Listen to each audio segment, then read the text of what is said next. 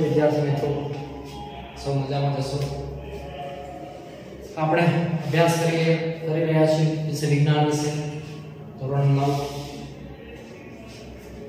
હવે આપણે એક નવું ચેપ્ટર શરૂ કરવા જઈ રહ્યા છીએ તો નવું ચેપ્ટર નું નામ છે પ્રકરણ નંબર 12 છે પ્રકરણનું નામ છે ધ્વનિ ધ્વનિ એટલે કે એક પ્રકારનો અવાજ અવાજને જ આપણે ધ્વનિ કહીએ છીએ જેનો સમાનાર્થી છે ધ્વનિ બરાબર છે અંગ્રેજીમાં કહે છે સાઉન્ડ તો આપણે જાણીએ છીએ કે અત્યારે હું જે બોલું છું એ તમને સંભળાઈ રહ્યું છે બરોબર તો એનો મતલબ શું કે ધ્વનિ તમને સંભળાય છે તો અહીં વાત એવી છે કે હું કઈક ઊર્જા ખર્ચું છું બરોબર મારા શરીરમાંથી કોઈ ઊર્જા ખર્ચાય છે ત્યારે શું થાય છે ધ્વનિનું ઉત્પાદન થાય છે તો આપણે અલગ અલગ પ્રકારની ઊર્જા જોઈ છે કે કઈ પ્રકારની ઊર્જા આવે તો કે યાંત્રિક ઊર્જા ઉષ્મા ઊર્જા ભૂતાપીય ઊર્જા પ્રકાશ ઊર્જા વગેરે પ્રકારની ઊર્જાઓ આપણે જોઈ છે બરાબર અનુભવી છે જીવનમાં તો અહીં એ જ રીતની વાત છે કે ધ્વનિ પણ એક ઊર્જાનું સ્વરૂપ છે બરોબર શું કીધું ધ્વનિ એટલે શું તો કે ધ્વનિ એક પ્રકારની ઊર્જા છે બરોબર છે આપણે એ સિવાય પણ સમજીએ કે આપણા શરીરમાં કેટલા સંવેદનશીલ અંગો છે કે જે સંવેદના અનુભવે છે અને આપણા શરીર માટે ખૂબ જ ઉપયોગી છે તો વાત કરીએ પહેલી આંખ તો આંખ શા માટે તો કે કોઈ પણ વસ્તુને આપણે જોવી હશે તો આપણી આંખની મદદથી જ જોઈ શકીશું તો આંખ એક શું થયું આપણું સંવેદનશીલ અંગ થયું ત્યારબાદ છે કાન બરોબર છે તો કોઈ પણ શબ્દો કે કોઈ પણ અવાજ જે ધ્વનિ છે બરોબર એ ધ્વનિને જો આપણે સાંભળવી હશે તો શેની જરૂર પડે કાનની જરૂર પડે બરોબર છે ત્યારબાદ છે મોઢું બરોબર તો કઈ પણ શબ્દો બોલવા હશે આપણે કોઈ પણ ઉચ્ચારવો હશે તો આપણે શેની જરૂર પડે મોઢાની તો એ પણ એક સંવેદનશીલ અંગ થયું ત્યારબાદ છે નાક તો નાકમાં આપણે કોઈ પણ પ્રકારની સુગંધ સૂંઘવી હોય તો એ નાક દ્વારા શક્ય છે એવું તો નથી કે કોઈ કાન દ્વારા કહી દે કે આ સુગંધ આની છે એના પછી છે જીભ તો કોઈ પણ રસનો સ્વાદ ચાખવો હોય કોઈ પણ વસ્તુનો સ્વાદ ચાખવો હોય તો શેની જરૂર પડે તો કે જીભની જરૂર પડે બરાબર નાકથી કોઈ ના કહી શકે કે આનો સ્વાદ આવો હશે ત્યારબાદ છે કોઈ વસ્તુ ઠંડી છે ગરમ છે એ દર્શાવવી હોય તો આપણે કઈ રીતે કહી શકીએ તો કે એને સ્પર્શ કરીને કહી શકીએ કે આ વસ્તુ ગરમ છે બરોબર જરૂર નથી કે દરેક વસ્તુ સ્પર્શ અમુક અનુભવથી કહેવાય છે પણ મોટે ભાગે આપણે સ્પર્શ કે જે આંગળીઓ દ્વારા જો આપણે સ્પર્શ કરીએ તેનાથી આપણને ખબર પડી જાય છે બરાબર તો આ પ્રકારના જુદા જુદા સંવેદનશીલ અંગો છે આપણે મુખ્યત્વે 5 જેવા જે આપણે વાત કરી લીધી કે આંખ કાન નાક જીભ અને હાથ એટલે 5 થઈ ગયા તો અહીં આપણે વાત કરવાની છે ધ્વનિ તો ધ્વનિ એક કેવું છે કે ઊર્જાનું એક સ્વરૂપ છે શા માટે છે તો એની ચર્ચા આપણે કરી પણ માની લઈએ કે ધ્વનિ એક ઊર્જાનું સ્વરૂપ છે ધ્વનિને જો આપણે સાંભળવું હોય એટલે કે કાન પાસે આવતા ધ્વનિની સંવેદના મેળવે છે એટલે કાન શું કરે છે જે ધ્વનિ કાનની નજીક આવશે એની સંવેદના મેળવશે અને પરિણામે આપણને અવાજ ઓળખાશે તો હવે વાત રહી છે કે ધ્વનિ છે એક ઊર્જાનું સ્વરૂપ છે તો અહીંયા લખું ધ્વનિ ઊર્જાનું સ્વરૂપ છે તો કે શા માટે આપણે કહી શકીએ તો મેં પહેલા કીધું ને કે હું જ્યારે ધ્વનિ કાઢીશ કોઈ પણ ઉચ્ચારીશ તો મારે શું કરવું પડશે? મારી શક્તિ વાપરવી પડશે, બરાબર છે? એટલે કે મારે ઊર્જા ખર્ચવી પડશે. તો આવો જ એક નિયમ છે આપણો, જેનું નામ છે ઊર્જા સંરક્ષણનો નિયમ. તો આ નિયમ શું કહે છે? તો આપણે સમજી લઈએ. પહેલા લખી લો કે આપણે ઊર્જાને ઉત્પન્ન કરી શકતા નથી કે ઊર્જાનો નાશ કરી શકતા નથી.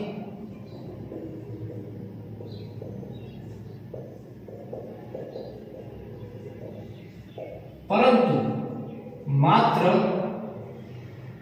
એક સ્વરૂપમાંથી બીજા સ્વરૂપમાં રૂપાંતરિત કરી શકાય છે. તો ઊર્જા સંરક્ષણનો નિયમ શું કહે છે કે મેં જે ઊર્જા ઉત્પન્ન કરી, એટલે કઈ રીતની વાત છે કે મારે ધ્વનિ કાઢવો છે, બરાબર? મારે કોઈ અવાજ કાઢવો છે, તો હું શું કરીશ? મારી શક્તિને વાપરીશ, એટલે કે હું મારી ઊર્જાને ખર્ચીશ. તો અહીં થાય છે શું કે મારી અંદર જે ઊર્જા રહેલી છે એ ઊર્જાને હું ધ્વનિમાં રૂપાંતરિત કરું છું, બરાબર છે? એટલે ઊર્જા સંરક્ષણનો નિયમ પણ એ જ છે કે આપણે ઊર્જાને ઉત્પન્ન કરી શકતા નથી.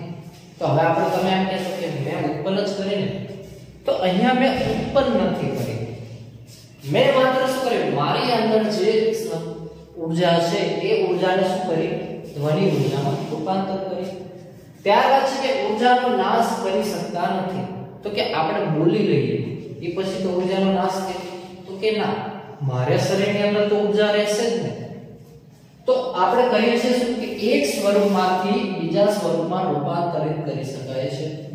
એટલે કે હું મારી અંદર રહેલી ઊર્જાને માત્ર જેમ છે તેમ રાખીશ, અથવા ધ્વનિ ઊર્જામાં ઉત્પન્ન કરીશ, અથવા હું હલનચલન કરીશ ત્યારે પણ મારી ઊર્જા ખર્ચાશે. તો એક પ્રકારે ઊર્જા સંરક્ષણના નિયમ મુજબ ધ્વનિ એક ઊર્જાનું સ્વરૂપ છે. એટલે કે અને ઊર્જા સંરક્ષણના નિયમ પ્રમાણે ધ્વનિને આપણે નાશ કરી શકતા નથી, બરાબર છે? એ માત્ર બીજી ઊર્જામાંથી એનો ઉત્પન્ન કરી શકીએ છીએ. તો ખ્યાલ આવી ગયો આ વસ્તુ. તો કે ધ્વનિનું ઉત્પાદન થાય કઈ રીતે? તો કે ધ્વનિનું ઉત્પાદન થાય કઈ રીતે? તો કે જ્યારે અહીં આપણે વાત કરીએ છીએ ધ્વનિ ચીપિયાની. કે ધ્વનિ ચીપિયો એટલે શું? તો એના માટે પહેલા સમજીએ ધ્વનિ ચીપિયો. તો આપણે જુદી જુદી વસ્તુ જોઈએ છે કે જેમ કે ઉદાહરણ જ સમજી લઈએ ડાયરેક્ટ, કે જેથી આપણને સરળ પડે સમજવું. કે પંખી છે, પંખી પોતાની પાંખો ફેલાવે છે અને ત્યારબાદ ઉડવા માટે શું કરે છે? તો કે દોલનો કરાવે છે, એટલે કે એક પ્રકારનું કંપન કરાવે છે. તો થાય છે શું એના લીધે? પંખી તો હવામાં ઉડે છે, પરંતુ આપણા કાનમાં એ સંવેદના આવે છે કે જે ધ્વનિ સ્વરૂપે હોય છે, અને એ જે ફડફડાવે છે એની પાંખોને એ આપણી કાનની અંદર આવે, એટલે આપણને શું એને ફડફડાવવાનો અવાજ સંભળાય છે. તો અહીં ધ્વનિનું ઉત્પાદન પણ કંઈક એવી જ રીતે થતું હશે કે કઈક વસ્તુ એવી હશે કે જે ઉપર નીચે ફટાફટ અથવા આસપાસમાં દોલનો કે કંપન કરતી હશે, કે જેના પરિણામ સ્વરૂપે આપણને એમાંથી ધ્વનિ ઉત્પન્ન થતું હોય એવું લાગતું હશે, કેમ કે એ આપણા કાનની અંદર સંવેદના ઉપજાવે છે.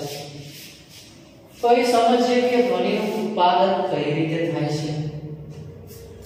તો કે ધ્વનિ ચીપિયો છે, બરોબર? ધ્વનિ ચીપિયો એટલે એક પ્રકારનો ચીપિયો છે કે જે ધ્વનિનું ઉત્પન્ન કરી શકે છે, બરાબર? એટલે કે એમાં કંપન ઉત્પન્ન કરી શકે. કંપન એટલે શું? તો સમજીએ કે હું ધારો કે આ પેન છે, પેનને હું આમ કરીશ તો શું થાય, તમને આ પેન અહીંયા પણ દેખાશે ને અહીંયા પણ દેખાશે. એટલે જો આ રીતે દેખાય છે તો મતલબ શું થયો કે એ પેન છે અત્યારે કંપન કરે છે, આપણે કંપન કરાવીએ છીએ. પરંતુ ધ્વનિ ચીપિયાને જ્યારે હું રબરનો કોઈ શું કીધું રબરના પેડ પર જ્યારે હું અથડાવીશ, એટલે કે આ અથડાવીશ તો શું થશે, એની અંદર કંપન ઉત્પન્ન થશે. શું થશે, કંપન ઉત્પન્ન થશે. એટલે કે જો આપણો ચીપિયો આ ટાઈપનો હશે,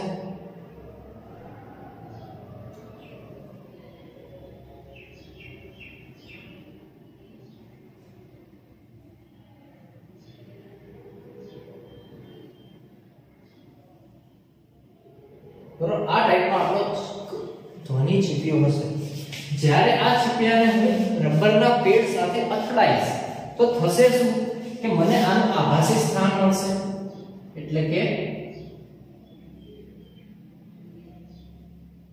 આ ચીપિયો આ બાજુ દેખાશે, એની પાંખ આ બાજુ આવી જશે તો ખ્યાલ આવે કે આ બાજુ આવશે. ત્યારબાદ એ રીતે મને આ બાજુ પણ દેખાશે અને આ બાજુ પણ દેખાશે. પરિણામે થશે શું, એ કંપન કરશે. જો આપણને ચોપડીની અંદર આકૃતિ 12.1 માં પણ આપેલું છે, બરોબર, કે આપણે જ્યારે ચીપિયાને રબરના પેડ સાથે અથડાવીશું તો થશે શું, એની અંદર કંપન ઉત્પન્ન થશે. એ કંપનના હિસાબે આપણા કાનમાં સંવેદના ઉદ્ભવશે અને પરિણામે આપણને ધ્વનિ જેવું લાગશે, એટલે કે ધ્વનિ સંભળાશે. આ સિવાય બીજું જોઈએ ઉદાહરણ કે જે આપણે પ્રવૃત્તિ 12.1 માં દર્શાવી છે કે જ્યારે આ ચીપિયો કંપિત થયેલો છે, બરાબર, એટલે કે મેં રબરના સ્ટેમ સાથે જ્યારે એને અથડાયો છે તો થશે શું કે એક એવી દડી લઈશું કે જ્યારે સાવ દડી પણ સાવ હલકી હશે અને લટકાવેલી દોરી પણ સાવ હલકી હશે. તો આ દડીને જ્યારે આ કંપિત કરેલા ચીપિયા સાથે, બરોબર, ધ્વનિ ચીપિયા કંપિત કરેલા ધ્વનિ ચીપિયા સાથે હું અડાડીશ, એટલે કે આ દડો છે, આ દડા સાથે હું કંપિત થયેલાને અડાડીશ તો શું થાય છે, આ દડી પોતાના સ્થાનેથી ખસે છે. એટલે કે આ ધારો કે દડી છે, બરોબર છે, આ દડી સાથે હું અહીંયા ચીપિયાને અડાડું છું, એટલે કે કંપિત થયેલો ચીપિયો છે. પરિણામે થશે શું કે આ દડીનું સ્થાનાંતર થશે અને આપણને અહીંયા દડી મળશે અને પરિણામ સ્વરૂપે આપણને શું મળશે, અવાજ મળશે, ધ્વનિનું ઉત્પાદન થશે.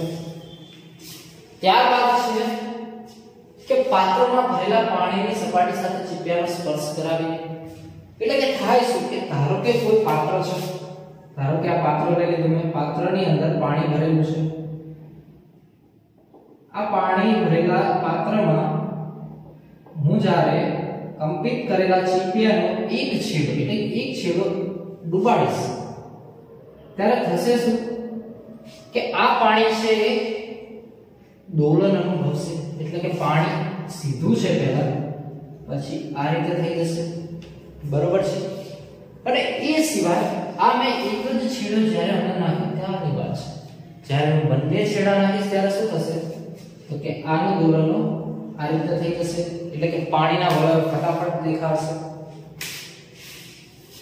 તો ખ્યાલ આવી ગયો છે આ વસ્તુનો, બરાબર છે.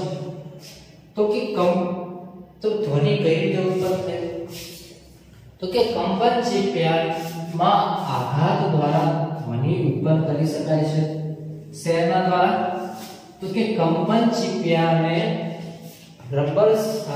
કંપન ચીપિયામાં આઘાત દ્વારા, એટલે કે આપણે જે રબરના પેડ સાથે ફટકાડી એટલે આઘાત કર્યો, એ આઘાત વડે આપણે શું કરીએ છીએ, ધ્વનિ ઉત્પન્ન કરી શકાય છે. ત્યારબાદ ધ્વનિ તો બીજી અલગ અલગ રીતે પણ ઉત્પન્ન કરી શકાય, જેમ કે ઘર્ષણ દ્વારા. તો કે ઘર્ષણ દ્વારા કેવી રીતે, તો તમને અત્યારે અવાજ આવતો હશે, તો અવાજ શા માટે આવે, તો કે મારા બૂટ છે એ જમીન સાથે હું ઘસું છું, પરિણામે આમાંથી શું થાય છે, ધ્વનિ ઉત્પન્ન થાય છે. ત્યારબાદ છે ખોતરવાથી. તો ખોતરવાથી એટલે કે આપણે દીવાલો ત્યાં નખથી ખોતરીશ તો આપણને કંઈક ધ્વનિ ઉત્પન્ન થતું જણાશે. ત્યારબાદ છે ઘસવાથી, તો હું આને ઘસીશ તો પણ અવાજ ઉત્પન્ન થાય છે. હવા ફૂંકીને, એટલે કે આપણે કોઈ શંખમાં હવા ફૂંકીએ છીએ, બરોબર છે, વાંસળીની અંદર હવા ફૂંકીએ છીએ તો પરિણામે આપણને શું મળે છે? તો કે ધ્વનિ મળે છે. ત્યારબાદ હલાવીને, એટલે કે કઈ વસ્તુ છે ઘૂઘરી છે, ઘૂઘરીને આપણે શું કરીએ છીએ? હલાવીશું તો શું થશે? પરિણામે તેમાંથી ધ્વનિ ઉત્પન્ન થશે. તો ખ્યાલ આવી ગયો ધ્વનિ ઉત્પન્ન. હવે ધ્વનિ ચીપિયાનું કંપન વિશે સમજીએ. તો કે ધ્વનિ ચીપિયાનું કંપન એટલે શું? તો કે ચીપિયાના પાંખિયાને ઝડપથી વારંવાર આમ તેમ કે આગળ પાછળ ગતિ કરી. મેં કીધું ને કે આપણે ચીપિયો છે, આ ચીપિયાને શું કરીએ છીએ આપણે? આમ તેમ કે આગળ પાછળ આ બાજુ હું ગતિ કરીશ તો શું થશે? મને આ બાજુ ચીપિયો મળશે, બરાબર. એ જ રીતે મને શું થશે? આ બાજુ ચીપિયો મળશે. તો પરિણામે શું થાય છે? આનું કંપન થાય છે, અને આ કંપનના લીધે થઈને છે આપણને શું મળે છે? ધ્વનિ મળે છે.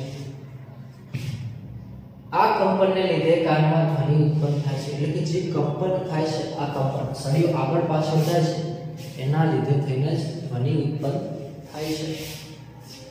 ઉદાહરણ તરીકે આપણે સમજીએ કે પંખીઓ છે પોતાની પાંખ ફફડાવે છે ત્યારે ધ્વનિ ઉત્પન્ન થાય છે. એટલે કે પંખીઓ પોતાની પાંખને શું કરે છે? ઝડપથી ઉપર નીચે કરે છે. પરિણામે શું થાય છે? ધ્વનિનું ઉત્પાદન થાય છે, બરોબર. તો એના આ વસ્તુ ખ્યાલ આવી ગયો છે. તો હવે આપણને એક પ્રશ્ન છે કે શું ધ્વનિ પ્રકાશના એક ટપકાને નૃત્ય કરાવી શકે છે? શું પ્રશ્ન છે? કે ધ્વનિ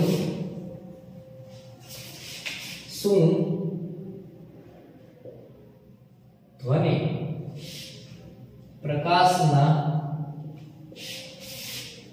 એક ટપકાને શું કરાવી શકે છે? નૃત્ય કરાવી શકે છે.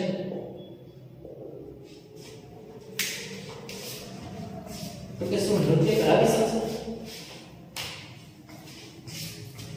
તો એના માટે આપણે એક પ્રયોગ જોવાનો છે કે એક આપણે પોલો નળાકાર શું કહીએ છીએ?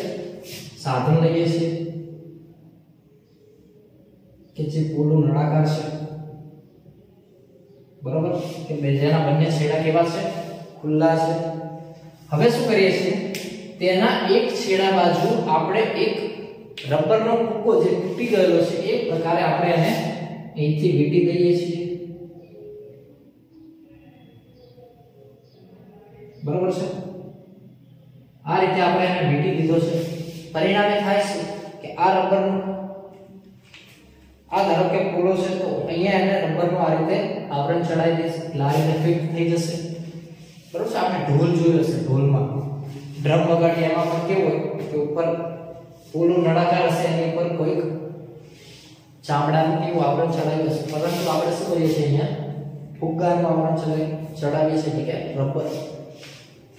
ત્યારબાદ આ રબર પર આપણે એક સમતલ અરીસો લઈએ છીએ. શું લઈએ છીએ? સમતલ અરીસો, બરાબર. અને આ જે ડબ્બો લીધો છે આપણે નળાકાર, એને ટીનનો ડબ્બો લીધો છે, બરાબર છે. અને વચ્ચે છે એ ખેંચાયેલો ફુગ્ગો.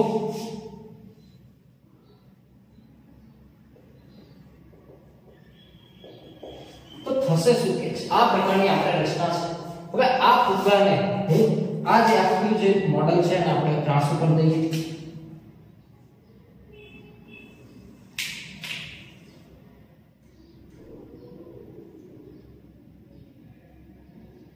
આ ખેંચાયેલો શું છે? ફુગ્ગો છે.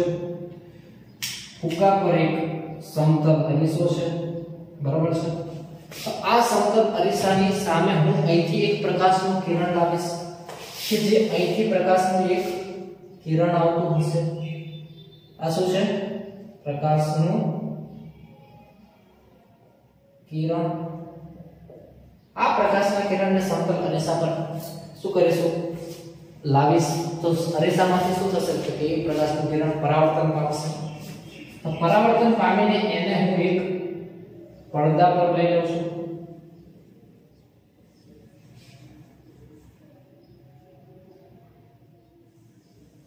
પડદા પર ઝીલું છું બરોબર છે તો થશે શું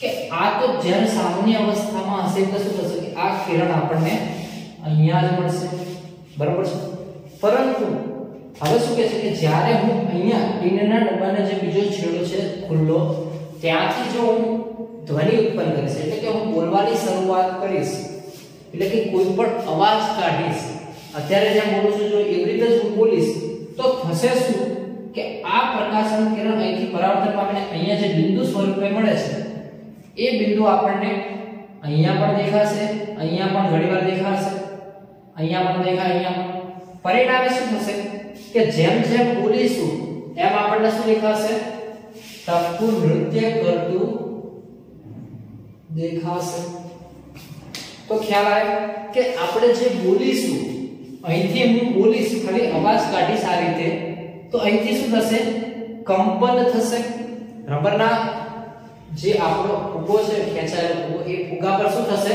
દબાણ આવશે કંઈક કેમ કે હું બોલું છું એ દબાણના લીધે શું થશે ફુગ્ગો કંપન અનુભવશે અને એ કંપન સમતલ અરીસા પર લાગશે પરિણામે શું થશે કે અહીંથી સમતલ અરીસામાંથી પરાવર્તિત પામતું કિરણ કેવું થશે દોલન કરશે એટલે એ આગળ પાછું ખસશે તો ખ્યાલ આવે કે આ રીતે આપણને નૃત્ય કરતું દેખાય છે તો આટલી વસ્તુ ખ્યાલ આવી કે પ્રકાશ શું છે આ ધ્વનિ શું છે ધ્વનિનું ઉત્પાદન કેવી રીતે થાય છે ધ્વનિ ચીપિયાનું કંપન એટલે શું પ્રકાશ શું ધ્વનિ પ્રકાશના એક તત્વને નૃત્ય કરાવી શકે છે તો એ આપણને સમજણ આવી ગઈ હશે બરોબર છે ફટાફટ આપણે જોઈ લઈએ કે શું છે કે ધ્વનિ શું છે તો કે ધ્વનિ એક પ્રકારની ઊર્જા છે બરોબર ઊર્જા સંરક્ષણના નિયમ મુજબ કે ઊર્જાનો નાશ પણ થતો નથી કે તેને ઉત્પન્ન પણ કરી શકાતી નથી માત્ર તેને એક સ્વરૂપમાંથી બીજા સ્વરૂપમાં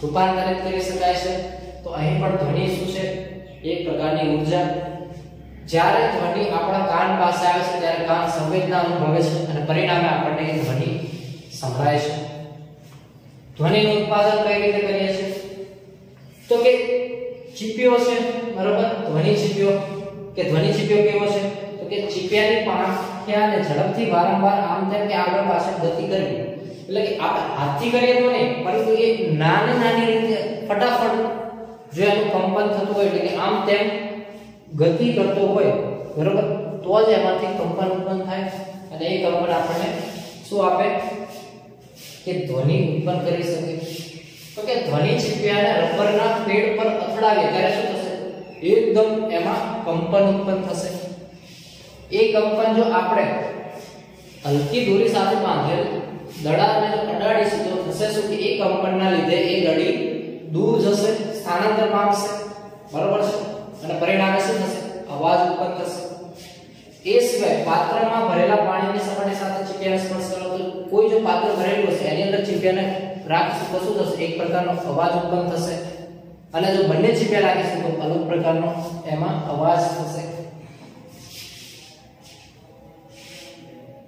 તો કે કંપન ચીપિયામાં આઘાત દ્વારા ધ્વનિ ઉત્પન્ન થાય છે એટલે કે આપણે અહીંયા શું કરીએ રબરના પેડ પર અથડાઈએ છીએ ત્યારે આ સિવાય પણ શું ધ્વનિ ઉત્પન્ન થઈ શકે તો કે ઘર્ષણ દ્વારા પછી કોતરવાથી ઘસવાથી હવા ફૂંકીને અથવા હલાવીને ધ્વનિ ઉત્પન્ન કરી શકાય છે બરાબર છે તો એના માટે એક ઉદાહરણ જોયું કે પંખીઓ જ્યારે પોતાની પાંખ ફફડાવે છે એટલે કરે છે શું એ મતલબ કે ઉપર નીચે જ કરે છે પરંતુ એકદમ ઝડપથી ઉપર નીચે કરે છે પરિણામે શું થાય છે એનું કંપન આપણને ધ્વનિ સ્વરૂપે સંભળાય છે બરોબર છે તો આટલી વસ્તુ ખ્યાલ આવી ગયો હશે બાકીનું ભણીશું આપણે નેક્સ્ટ વિડિયોમાં